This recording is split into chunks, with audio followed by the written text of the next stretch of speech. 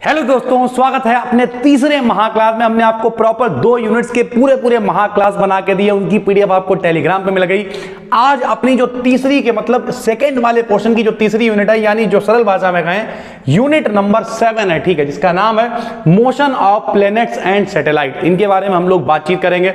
बहुत बड़ी यूनिट यह नहीं है सर, लेकिन इससे कुछ इंपॉर्टेंट चीजें बनती हैं, उनके बारे में हम आपको बताएंगे, 1 to 1 डिस्कशन करेंगे। चलिए सर शुरू करते हैं। इससे पहले जो लोग पहली बार हैं सर, ठीक है, वो लोग पूरी प्लेलिस्ट देख लें। सब कुछ यहां पर फ्री में हमने आपको पढ़ा दिया है, केमिस्ट्री भी और फिजिक्स भी सर, ठीक है।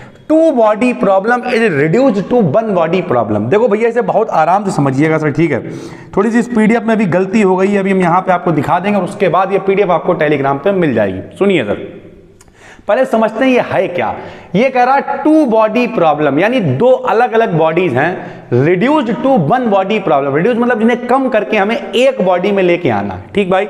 यानी 2 अलग अलग बॉडीज हम लेंगे और उन्हें हल करके हम एक मान निकालेंगे। कैसे निकालेंगे देखिए सर, हमने लिखा माना 2 पार्टिकल्स जिनके मासेस m1 और m2 हैं तथा इनकी पोजीशन वेक्टर r1 और r2 हैं। पोजीशन वेक्टर कहां से होंगे वो भी बताते हैं। किसी समय t पर ओरिजिन o के रिस्पेक्ट में। लीजिए सर, मान लिया ये अपनी x एक्सिस है और ये अपनी y एक्सिस है। यहां पे अपना ओरिजिन होता है o, ठीक। आप इस चित्र को इसे सही करें कॉपी में, क्योंकि यहां गलत बन गया थोड़ा सा। 2 पार्टिकल हैं, एक है m1 एक है m2। ये वाली r1, यहां m1 तक की दूरी r1 और ये होगी r2। यहां पे r1 दोनों जगह लिख गया है, ये थोड़ा सा गड़बड़ हो गया सर, ठीक है। हमने आपको पिछली वीडियो में पढ़ाया था, पढ़ा चुके हम प्रॉपर। अगर पहली बार में तब भी टेंशन मत लीजिए।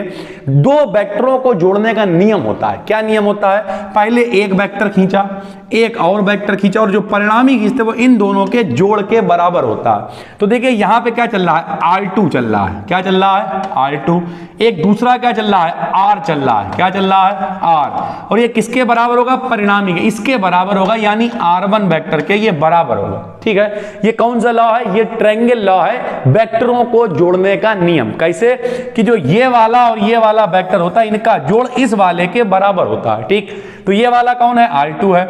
ये वाला कौन है? r है। बराबर किसके होगा? इस वाले के, यानी r1 वेक्टर के बराबर होगा। अगर भाई हम क्या करें, इस r2 वेक्टर को हम लोग उधर भेज दें, तो r बराबर क्या हो जाएगा? r बराबर हो जाएगा r1 वेक्टर माइनस का r2 वेक्टर, ठीक है भाई।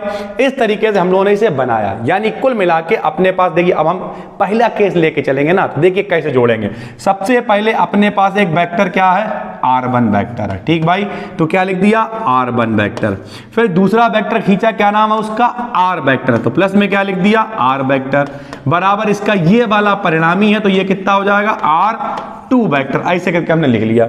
अगर r1 को उधर भेजें तो r वेक्टर बराबर आ जाएगा r2 वेक्टर और माइनस का r1 वेक्टर। ये देखिए r वेक्टर बराबर r2 वेक्टर माइनस का r1 वेक्टर, ठीक। बिल्कुल भी कठिन आपको नहीं लग रहा होगा। क्या किया? 2 बॉडीज हैं। कौन कौन सी 2 बॉडीज हैं? m1 है, m2 है। इनके बीच की डिस्टेंस कितनी है? Capital r, sorry small r है। यहां ओरिजिन क्या है? o है। यहां से ये डिस्टेंस कितनी है? r1। यहां से कितनी है? r2। तो रिजल्टेंट हम लोग निकालेंगे इस तरीके से, और r की वैल्यू आ जाएगी सरल भाषा में r2 माइनस का r1 वेक्टर, ठीक है भाई। अब देखो करेंगे क्या, बहुत आसान है यार।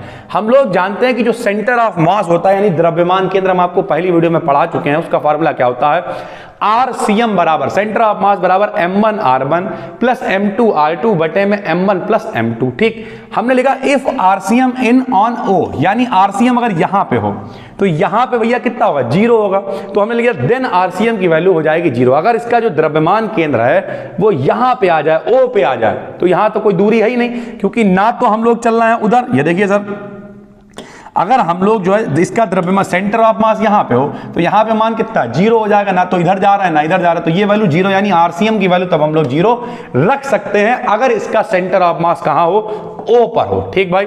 तो हमने क्या किया? इसकी जगह पे 0 रख दिया। m1 r1 plus m2 r2 आ गया। इसे इधर गुणा करोगे ये भी 0 हो जाएगा।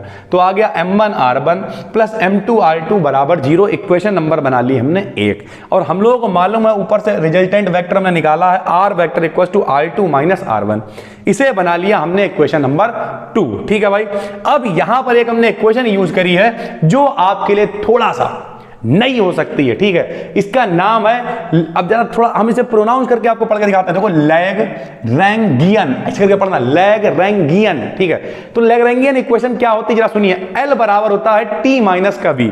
यहां पे T होती है काइनेटिक एनर्जी, V होती है पोटेंशियल एनर्जी, और L क्या है, यही लैग्रैंजियन फैक्टर है। ये सटीक, ये होता क्या है, founded on the stationary action, यानी जब कोई बॉडी जो है सिचुएशन में है, स्टेशनरी स्टेट में है, रुकी हुई है, ठीक, उसकी हम लोग गणना कर रहे हैं, तब हम लोग इस फैक्टर को निकालते हैं, और ये फैक्टर दोनों एनर्जी के डिफरेंस के बराबर होता है। तो हमने इस फैक्टर को यूज किया, L बराबर T माइनस V। ठीक भाई, इसके बारे में डिटेल में पढ़ना हो तो ये पूरा डाल देना गूगल पे, देखना पूरा डिटेल में लिख के आ जाएगा, और ये फार्मूला सबसे ऊपर लिख के आ जाएगा, L बराबर T माइनस V। ठीक भाई, तो अब क्या किया हमने, देखो भाई, अब यहां से थोड़ा सा खेल पलटने वाला है, किस तरीके से चीजें हम करेंगे समझिए।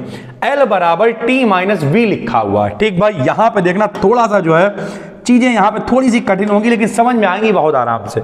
L बराबर है T, भैया T है यहां पे गतिज ऊर्जा यानी काइनेटिक एनर्जी, और फार्मूला होता है हाफ mv स्क्वायर। क्या फार्मूला होता है, हाफ mv स्क्वायर। तो अगर हम आपको बताएं चाल बराबर होता है दूरी बटे समय, चाल बराबर दूरी बटे समय, चाल बराबर दूरी बटे समय। ठीक भाई, तो अगर हम लोग क्या करते हैं, दूरी का डिफरेंशिएशन करते हैं तो अपने पास v आता है। तो देखो हम लोग कैसे लिखेंगे, सबसे पहले RCM, देखो L ऐसे लिखा, काइनेटिक एनर्जी हम लोग लिख रहे हैं, देखो T माने काइनेटिक एनर्जी, काइनेटिक एनर्जी सबसे पहले किसकी, द्रव्यमान केंद्र वाले की, RCM वाले की, हाफ m, RCM के ऊपर ऐसे डॉट लगाया है, इसका मतलब है कि RCM का डिफरेंशिएशन, RCM का डिफरेंशिएशन, और RCM का डिफरेंशिएशन क्या होता है, देखिए भैया RCM का अगर हम लोग डिफरेंशिएशन करें तो वो क्या होता है, B यानी वेलोसिटी होती है। अरे यार सरल भाषा में समझो तो चाल बराबर दूरी बटे समय, तो D जब R का डिफरेंशिएशन होगा तो वो B के बराबर होगा।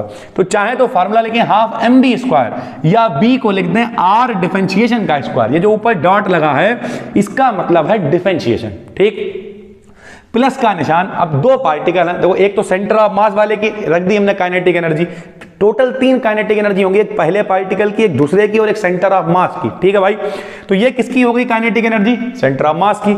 अब पहले पार्टिकल की हाफ mv स्क्वायर, लेकिन m की जगह क्या लिखोगे, m1, क्योंकि पहला पार्टिकल है। यहां पे कैपिटल M लिखा हुआ है क्योंकि टोटल मास कितना है, कैपिटल M होगा सेंटर ऑफ मास के लिए। पहले पार्टिकल के लिए स्मॉल m1, r1 का स्क्वायर है, लेकिन r1 का क्या करेंगे, डिफरेंशिएशन, तभी तो ये वेलोसिटी बनेगी v1 बराबर ऐसे करके dr1 बटे dt। ठीक, यानी कुल मिला के जो डॉट लग रहे हैं इनका मतलब डिफरेंशिएशन होता है। ठीक, इसलिए बहुत ज्यादा समझा रहे हैं हम, इस बात से कोई फर्क नहीं पड़ता वीडियो बड़ी है छोटी है, लेकिन आप कायदे से समझिए। ठीक भाई, प्लस दूसरा पार्टिकल भी है तो हाफ m2r2, ये देखो डिफरेंशिएशन का स्क्वायर, यानी सरल भाषा में काइनेटिक एनर्जी का फार्मूला हम लोगों ने पढ़ा था हाफ mv स्क्वायर, लेकिन हमने b नहीं लिखा, b को हमने लिख दिया r का डिफरेंशिएशन। और डिफरेंशिएशन लिखने का तरीका क्या होता है, ऐसे ऊपर एक बार डॉट लगा देते तो उसे डिफरेंशिएशन बोलते हैं, अगर 2 बार डॉट लगा दोगे तो उसे डबल डिफरेंशिएशन बोलते हैं, यानी 2 बार डिफरेंशिएशन। ठीक है, तब ये त्वरण बन जाएगा। तो कुल मिला के हमने क्या किया, इस तरीके रख दिया, माइनस पोटेंशियल एनर्जी b है, इसे b ही रहने दिया, इसे हमने टच नहीं किया, ऐसे ही रहने दिया। ठीक है, अब हम करेंगे क्या, जरा यहां देखिए, अपने पास 2 इक्वेशन है, एक इक्वेशन नंबर 1 है, एक इक्वेशन नंबर 2 है। हम लोग एक एक करके पहले इसे आप क्या करें, इक्वेशन नंबर 3 बना सकते हैं। ठीक है, इक्वेशन नंबर 3 बना लें,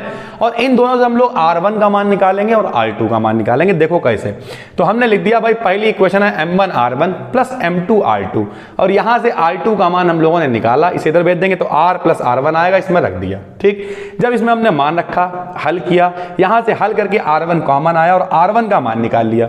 लेकिन जो अपनी इक्वेशन है L बराबर ये, इसमें हमें r1 नहीं चाहिए, हमें चाहिए r1 का डिफरेंशिएशन। तो हमने देखो r1 था, उसके ऊपर डॉट लगा दिया, डॉट लगा दिया तो ये डिफरेंशिएशन हो गया। डिफरेंशिएशन माइनस ऐसे आ जाएगा, m2 ऐसे आ जाएगा, r का डिफरेंशिएशन यानी r के ऊपर डॉट आ जाएगा इधर भी, और नीचे m1 प्लस m2 कांस्टेंट ऐसे रहेगा, यानी इसका डिफरेंशिएशन करेंगे दोनों के ऊपर वेक्टर के ऊपर डॉट आ जाएगा। ठीक, डॉट का मतलब डिफरेंशिएशन, ये r1 का मान आ गया। अब हमें इसमें क्या, देखो r1 के संग r2 भी चाहिए है, तो हम लोग क्या करेंगे, r2 एक बार हमने r1 का मान रख दिया, r1 का मान रखेंगे, हल करेंगे तो अपने पास किसकी, r2 की वैल्यू आ गई। इसका डिफरेंशिएशन करेंगे तो r2 यहां पे देखिए जो छूट गया, इसका हम लोग डिफरेंशिएशन करेंगे तो यहां पे भी क्या, ये तो r के ऊपर और यहां पर भी आएगा डिफरेंशिएशन, ये देखो इस तरीके से। तो ये अपने पास r1 डिफरेंशिएशन और r2 डिफरेंशिएशन दोनों की वैल्यू आ गई, यानी v1 और v2 की वैल्यू आ गई। ठीक है, ये मान उठा के रखेंगे हम लोग इस इक्वेशन में, जो अपनी इक्वेशन नंबर होनी चाहिए थी 3, ये जो L बराबर वाली इक्वेशन है इसमें मान रखेंगे। L है, बराबर में हाफ एम आर है। R की वैल्यू कैपिटल R की 0 होगी, क्योंकि ये देखो हमने कहाँ लिखा हुआ, ये लिखा हुआ कि अगर RCM कहाँ हो, O पे हो, तो R का मान कितना होगा, 0 होगा। तो इस इक्वेशन में RCM की वैल्यू हम कर देंगे 0। ये देखिए L बराबर T माइनस बी, RCM वाला पोर्शन 0 हो गया। ये अपनी इक्वेशन बची। अपने पास R1 डिफरेंशिएशन का मान है, ये रख दिया, R2 का मान है, ये रख दिया। जो यहां से कॉमन होगा उसे कॉमन ले लेंगे, ये सब इंतजाम कॉमन है, कॉमन ले लिया। M1 प्लस M2 बचा, ये कैंसिल हो गया, ठीक। M1 प्लस M2 से M1 प्लस M2 कैंसिल हो गया। L बराबर 1/2 आया, M1 M2 आया, जो बचा उसे उतार लिया, ठीक है। और जो यहां पे मान बना है भाई, ये देखो, जब ये पूरी इक्वेशन हम हल करके ले आए तो ये जो वैल्यू बनी हुई है, ये M1 M2 बटे M1 प्लस M2, इसे हमने बना दिया म्यू। क्या बना दिया, म्यू। नीचे लिख के दिखा दिया, दिस इज डिजायर्ड रिजल्ट, जो हम चाहते थे वो आ गया। और हमने म्यू को क्या माना है, M1 M2 बटे M1 प्लस M2, ठीक है। इसे हम लोग कहते हैं रिड्यूस्ड मास। क्या कहते हैं, रिड्यूस्ड मास, यानी पहले म्यू इज कॉल्ड रिड्यूस्ड मास, ठीक है। यानी पहले अपने पास दो अलग अलग मास थे, अब हमने दोनों को हल कर लिया और एक मान निकल के आया म्यू। म्यू ही दोनों का अब मिला हुआ मास कहलाएगा। 2 बॉडीज थी, अब 2 बॉडीज का मास 2 नहीं रहेगा, बल्कि वो दोनों मिलकर एक फार्मूला बन गए हैं और उनकी सहायता से एक मास अब अपने पास निकल आया, ठीक भाई। अब म्यू को रिड्यूस्ड मास कहते हैं। पेपर में पूछ लेगा, मान लिया H2 है, HCl है, ठीक है, एक प्रोटॉन एक ड्यूट्रॉन है, इस तरीके की कई सारी चीजें पूछ लेगा आपको। दोनों मान लिया H का मान दे दिया M1, Cl का मान दे दिया M2, कहेगा रिड्यूस्ड मास बताओ, तो क्या करोगे आप, पहला दूसरा दोनों गुणा करो, भाग दे दोगे और म्यू यानी रिड्यूस्ड मास निकल आएगा, ठीक भाई। तो अगर रिड्यूस्ड मास आपसे पूछता है तो आप इस तरीके के फार्मूले का यूज करके निकाल सकते हैं। उम्मीद करते हैं बिल्कुल भी कठिन नहीं लग रहा होगा। सबसे पहले यहां से रिजल्टेंट वेक्टर यहाँ पे PDF में सही कर लीजिएगा, R1 नहीं है, क्या है, R2 है, ठीक भाई। उसके बाद कुछ नहीं किया, R1 R2 का मान निकाला, डिफरेंशिएशन किया और L बराबर T माइनस बी इक्वेशन का यूज करके मान रखा और इस तरीके से हम लोगों ने इसे रिड्यूस्ड मास को प्रूव कर लिया, ठीक भाई। अगला इसमें आपको पढ़ने को मिलेगा Kepler's law of planetary motion, बहुत इंपॉर्टेंट है, पिछली साल भी ये पेपर में आए थे, केपलर के नियम, ठीक है। केपलर ने क्या कहा, केपलर देखो सीधी सी बात है यार, सबको पता है पृथ्वी सूर्य के चारों तरफ चक्कर लगाती है, क्लास 1 में पढ़ाया जाता है, ठीक भाई। तो क्या नाम है यार, केपलर ने, ठीक है, कुछ लोग कहेंगे क्लैपलर यार, ऐसे तो नाम है इन लोगों के।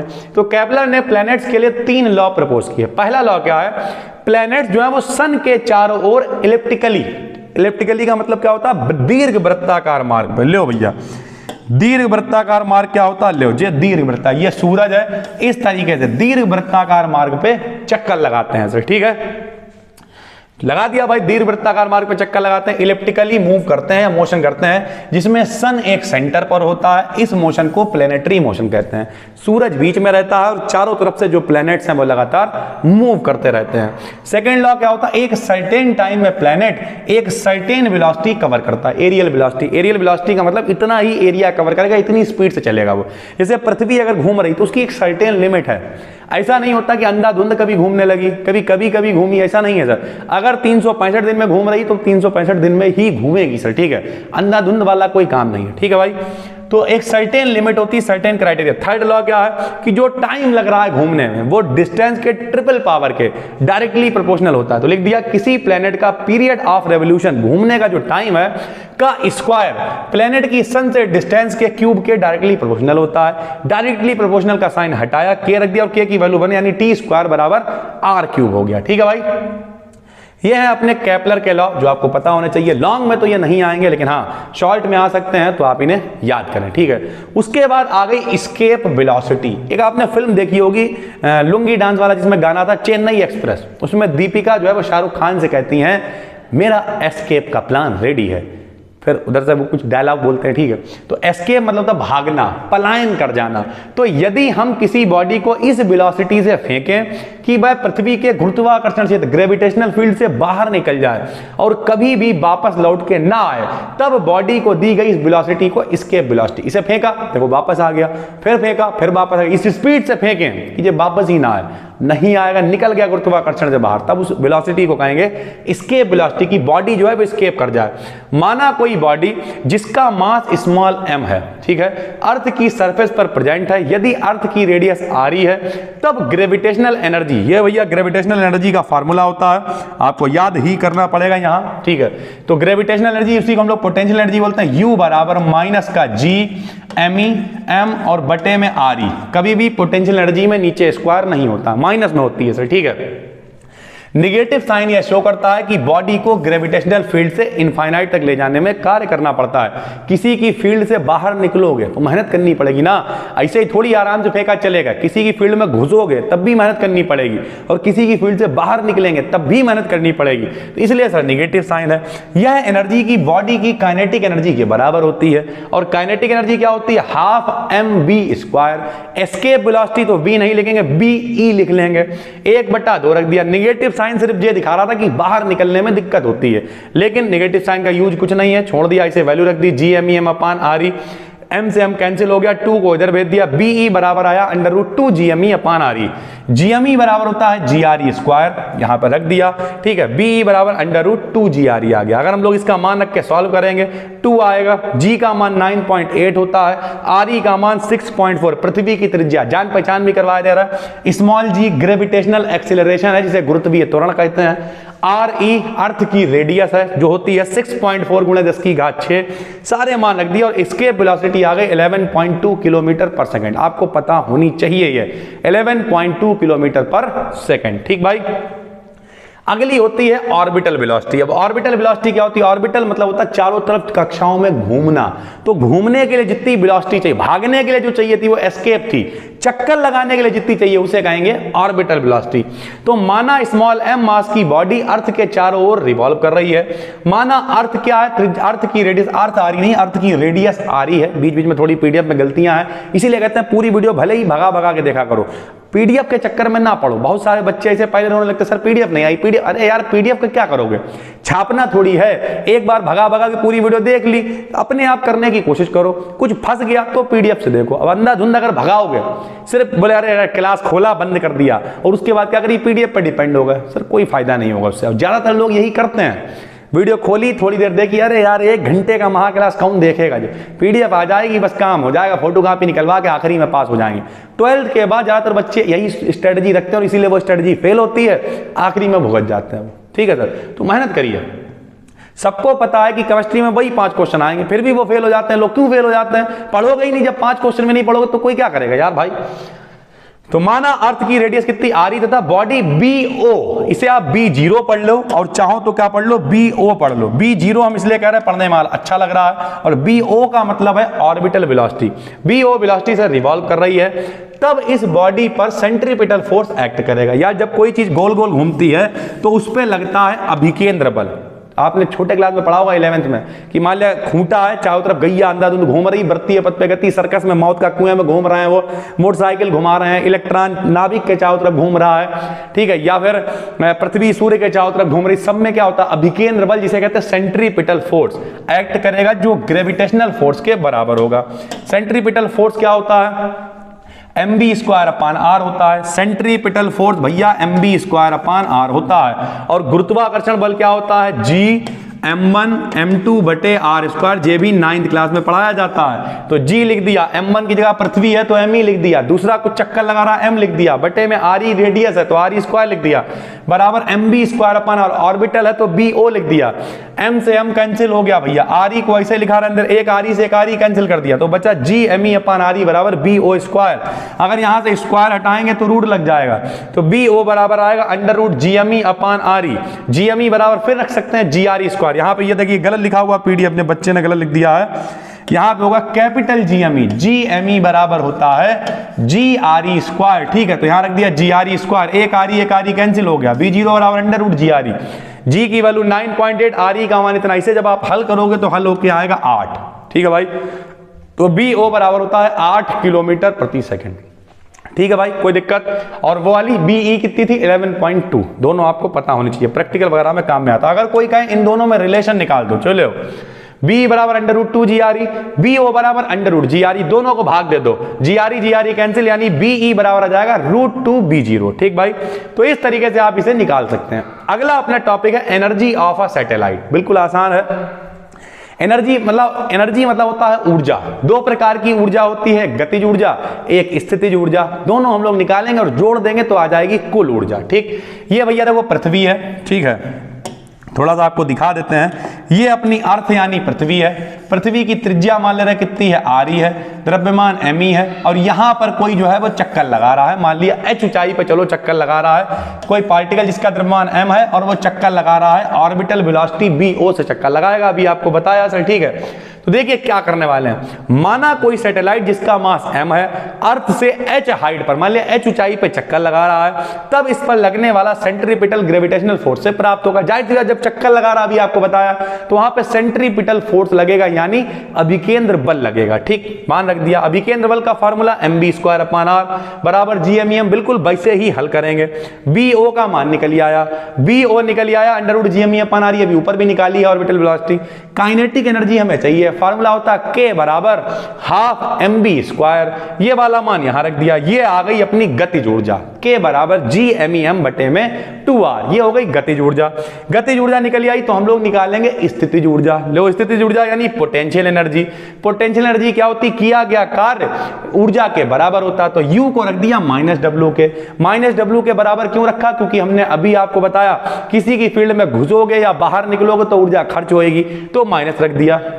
ठीक, अब होता क्या है, कार्य अनंत से, या तो पृथ्वी से अनंत पे जाने में या अनंत से पृथ्वी में आने में जो ऊर्जा चाहिए होती है उसी को कहते हैं काइनेटिक पोटेंशियल एनर्जी। तो देखिए सर, माइनस ऐसे लिखा, या लिखा इन्फिनिटी टू r, लिमिट लगाइए। क्यों, यानी अनंत से हम लोग कहां आएंगे, पृथ्वी के गुरुत्वीय, अनंत से आएंगे पृथ्वी के अंदर।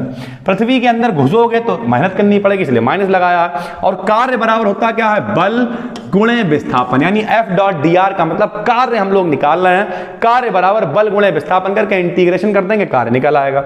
F की वैल्यू वही अपना GMEm बटे में r², गुरुत्वाकर्षण नियम होता है, बराबर GM1m2 बटे r²। यहां मान रख दिया, GMEm कॉमन आ गया, माइनस माइनस प्लस हो गया सर, क्योंकि बल क्या है, बल भी नेगेटिव होगा, कहीं घुसोगे तो सर। ठीक है, dr इसे 1/r²। अब 1/r² क्या होगा, यहां देखो भाई, जब हम लोग 1/r² को ले जाएंगे ऊपर तो जाएगा r की पावर -2। जब भी किसी का इंटीग्रेशन करते हैं तो उसमें एक जोड़ देते हैं और जो आता है उसे हम लोग नीचे लिख देते हैं। यही तो आपको, अब सभी लोग फिजिक्स पढ़ रहे हैं, मैथ वाले हैं 12th में, तो जितनी भी पावर होती है उसे एक जोड़ देते हैं और जुड़ा हुआ नीचे हम लोग लिख देते हैं। तो यहाँ जोड़ दिया, और जोड़ने के बाद लिमिट लगाने का तरीका क्या होता है, पहले ऊपर वाली लिमिट रखते हैं, r रख दिया, माइनस लगा के नीचे वाली लिमिट रखते हैं। 1/अनंत का मान 0 हो गया, r इसके नीचे आ गया, यानी U बराबर आया माइनस का GMEm बटे में r। ये हो गई क्वेश्चन नंबर 2। अपने पास काइनेटिक एनर्जी आ गई, अपने पास पोटेंशियल एनर्जी आ गई। अगर टोटल एनर्जी निकालनी है तो दोनों को जोड़ना पड़ेगा, दोनों को जोड़ दिया। E बराबर आ गया K plus U। E K का मान निकाल चुके हैं, U का मान माइनस में आया, ये है, दोनों को जोड़ा, ये आ गई टोटल एनर्जी। ठीक भाई, इस तरीके से हम लोग तो अगला टॉपिक है अपना launching of a man made satellite. जो भी सैटेलाइट बनता है, सैटेलाइट मतलब होता है उपग्रह, उसे कैसे लॉन्च किया जाएगा, तो कुछ जानकारी है। सबसे पहला सैटेलाइट बनाया था, सबसे पहला जो सैटेलाइट बनाया था वो था रूस ने बनाया था। किसने बनाया था, रूस ने। 1957 स्पुतनिक नाम था उसका। ठीक है सर, और अगर इसका उल्टा कर दोगे 7 इधर 5 इधर, तो 1975 में सबसे पहला सैटेलाइट बनाया था भारत ने। ठीक है, भारत भी काफी ज्यादा अब आगे बढ़ चुका है साइंस और टेक्नोलॉजी में। तो अर्थ की ऑर्बिट में अब होता क्या, सैटेलाइट पृथ्वी के चारों तरफ घूमेंगे सर। ठीक है, तो अर्थ की ऑर्बिट में आर्टिफिशियल सैटेलाइट को मल्टी स्टेप रॉकेट के द्वारा अब इसे लॉन्च कैसे किया जाता है। देखा होगा एक पिक्चर आई थी मिशन मंगल, तो उसमें पहले मल्टी स्टेप, कई स्टेप में पहुंचता है, एक बार में नहीं पार कर पाएगा। तो पहले गया ऊपर, थोड़ा सा खुल गया, स्पीड बढ़ी, फिर और खुला और स्पीड बढ़ी, ऐसे करते करते मल्टी स्टेप रॉकेट के द्वारा किया जाता है। जिस सैटेलाइट को भेजना होता है उसे रॉकेट पर रख देते हैं। जब रॉकेट अपनी मैक्सिमम हाइट पर पहुंचता है तब एक स्पेशल मैकेनिज्म के द्वारा सैटेलाइट पर ऊपर की ओर फोर्स एक्ट करता है, जिससे हॉरिजॉन्टल वेलोसिटी प्रोड्यूस होती है। किसी पॉइंट पर सैटेलाइट की टोटल एनर्जी निम्न इक्वेशन के द्वारा लिख सकते हैं, और एनर्जी हम लोग निकाल चुके हैं, काइनेटिक ½ mv² माइनस का GMEm अपान RE। अभी हम लोगों ने ऊपर एनर्जी निकाली है, वही है। ठीक, इतनी एनर्जी होती है। इस तरीके से भैया देखो, ये मान लिया पृथ्वी है, ये एक स्पीडिंग अप, ठीक, स्पीडिंग डाउन, ये देखो स्पीड बढ़ेगी कम हो, इस तरीके से लगातार सैटेलाइट चक्कर लगाएगा। कैसे? किसी सैटेलाइट की ऑर्बिटल पैराबोलिक इलिप्टिकल हो सकती है, परवलय यानी इस तरीके से मूव कर सकता है वो, ठीक है, ये सब परवलय होते हैं सर, ये सब परवलय है, ठीक है, या फिर अंडाकार इस तरीके से मूव कर सकता है। कैलकुलेशन के अकॉर्डिंग किसी सैटेलाइट को अर्थ की ऑर्बिट में स्थापित करने के लिए, अभी आपको बताया था 8 किलोमीटर प्रति सेकंड, अभी हम लोगों ने ऊपर ये निकाल के देखा है 8 किलोमीटर पर सेकंड की नीड होती है। इससे अधिक वेलोसिटी होने पर सैटेलाइट जो है इलिप्टिकली मूव करेगा, तथा यदि वेलोसिटी 11.2 से भी ज्यादा हो जाएगी तब सैटेलाइट वहां से भाग जाएगा, क्योंकि इतना ही उसे पलायन वेग चाहिए होता है, 11.2 निकल जाएगा सर, ठीक है। 8 से कम होगा तो पृथ्वी से टकरा जाएगा, उससे कम पे नहीं मूव कर पाएगा।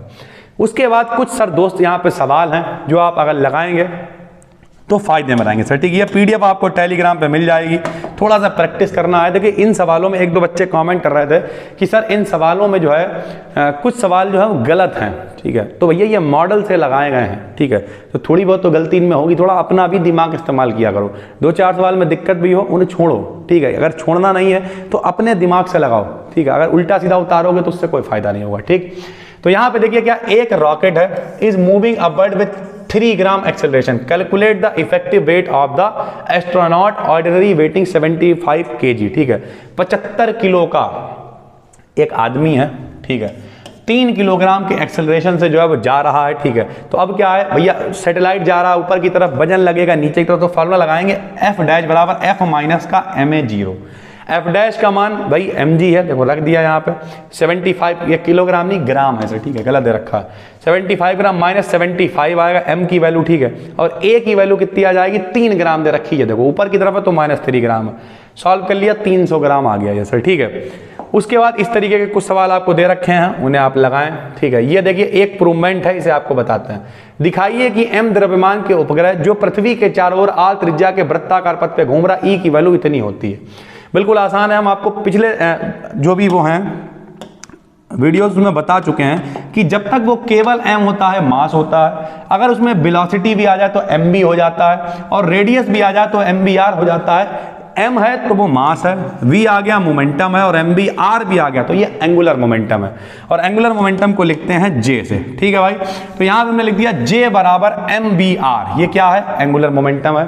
काइनेटिक एनर्जी होती है हाफ mv स्क्वायर, अगर इसका स्क्वायर करें तो j स्क्वायर बराबर m square b square r square, इसकी फॉर्म में अगर इसे बनाएं तो j बराबर आएगा 2mr स्क्वायर k, ठीक। यहां से k का मान निकाल लिया, आ गया j स्क्वायर बटे में 2mr स्क्वायर, ये k की वैल्यू है। u का मान होता है u बराबर माइनस का g m बटे में r, इसका मान बराबर होगा mv स्क्वायर अपान r के, क्योंकि अभी केंद्र बल के बराबर होगा। यहाँ mv स्क्वायर हो गया, b स्क्वायर का मान यहाँ से उठा के हमने पुट कर दिया, सारा मान यहाँ पर रख दिया mv स्क्वायर का मान, ठीक है। तो u बराबर आ गया माइनस का j स्क्वायर बटे mr स्क्वायर, यानी हमने k और u दोनों को j की फॉर्म में बना लिया। अब कुल ऊर्जा कितनी होती है, काइनेटिक प्लस पोटेंशियल, दोनों को हमने जोड़ दिया, हल होने के बाद आया माइनस का j स्क्वायर बटे में 2mr स्क्वायर, ठीक है। थोड़ा सा इसे देखिएगा, ये पीडीएफ लगी हुई है सर, ठीक, हम इसे फटाफट से बता देते हैं। जो ऊपर डेरिवेशन समझाने वाले थे वो हमने सब आपको समझा दिए, इनमें थोड़ा दिमाग लगाया करिए। मान लीजिए दिमाग नहीं लग रहा है तो थोड़ा सा सर्च कर लो गूगल वगैरह पे, ठीक है, फिर भी दिक्कत हो रही है तो पूछ लो सर, ठीक है।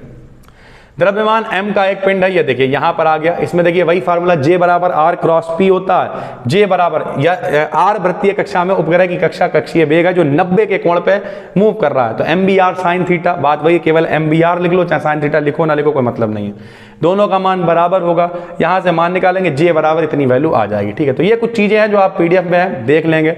उसके बाद 10r ऊंचाई तक फेंकी जाती है, पृथ्वी की त्रिज्या पहले से re है, ठीक है भाई, पृथ्वी की त्रिज्या कितनी है re है, 10 re पे हमने और फेंक दिया तो टोटल ऊंचाई कितनी हो गई 11 re हो गई, तो लिमिट लगा दी r से 11 re तक, g अपान r स्क्वायर रख दिया, इसकी हमने क्या किया इंटीग्रेशन कर दिया, इंटीग्रेशन करके लिमिट लगा दी, अभी केंद्र बल के बराबर रख दिया, ठीक। सारी चीजें हल करेंगे, v की वैल्यू इतनी निकल के आ जाएगी ना। आप देखें बैठ के, 2-3 सवाल इसमें हमने लगा रखे हैं, उन्हें आप देख लें, ठीक है सर, जो बिल्कुल आसान है। एक ये j बराबर कांस्टेंट दे रखा है, बिल्कुल आसान है, देखिए कैसे, टाउ बराबर होता है बल गुणे विस्थापन r cross f, f function है r का तो fr इंटू r रख लिया, और r यूनिट वेक्टर होता है भाई, देखें जरा आर जो है वो होता है यूनिट वेक्टर, और यूनिट वेक्टर बराबर होता है वेक्टर अपान उसका मॉड यानी परिमाण। यहां रख देंगे आर, यूनिट की जगह पर रख दिया आर अपान आर, ये भी आर वेक्टर है, ये भी आर वेक्टर है, ये दोनों की गुणा करेंगे ये 0 हो जाएगा। ठीक है, तो इस तरीके से टाउ की वैल्यू 0 है, टाउ बराबर होता है डीजे अपान dt, यानी ये भी 0 होगा, dt 0, तो डी टाउ डीजे का मान अगर 0 है तो भैया j बराबर क्या हो जाएगा, अगर dj का मान 0 है तो d हटाएंगे तो j का मान कितना हो जाएगा, कांस्टेंट। सरल है, इसमें केवल एक फार्मूला आपको पता होना चाहिए कि यूनिट वेक्टर इसे बोलते हैं आर कैप, इसका मान जो है आर वेक्टर बटे आर के बराबर होता है, बस इतना पता होना चाहिए। उसके बाद आर क्रॉस आर की वैल्यू यहाँ 0 लिखी हुई है, इसलिए जब पूरा 0 हो गया टाउ का मान, टाउ 0 है तो डीजे अपान dt 0 है, डीजे अपान dt 0 तो जे कांस्टेंट है, बस इतनी सी वैल्यू है। ठीक है भाई, इस प्रकार से ये अपनी जो तीसरी यूनिट है सर, ठीक है, ये जिसका नाम है motion of planets and satellite, ये भी खत्म हो गई मेरे भाई।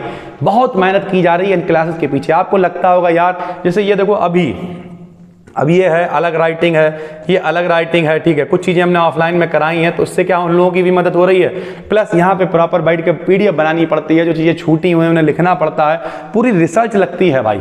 ठीक है, कुछ लोग पहली बार देख रहे होंगे, सोच रहे होंगे सर जी इन सारे टॉपिक्स को हमने पहले अलग अलग भी पढ़ाया है, PDCAD BSc पे चीज़ें लेके आ रहे हैं, कुछ लोग सीरियस ही नहीं होते हैं। ठीक है, उस दिन एक आदमी रो रहा था कि सर हमें कोर्स खरीदना है, कोर्स खरीद के क्या करोगे यार, हम तुमसे कहते हैं 499 रुपए, 1099 रुपए, 2000 का कोर्स है, और हमें मालूम है कि अब यहाँ पे जैसे टेलीग्राम पे 3500 के करीब लोग जुड़ गए हैं, 3500 नहीं खरीद पाएंगे, 35 लोग तो खरीद लेंगे, लेकिन उससे होगा क्या यार, क्या होगा उससे बताओ। 35 लोग, चलो हमने मान लिया 1000 रुपए का कोर्स बेच दिया, चलो 35,000 रुपए हमने कमा भी लिए, क्या करोगे यार इस पैसे।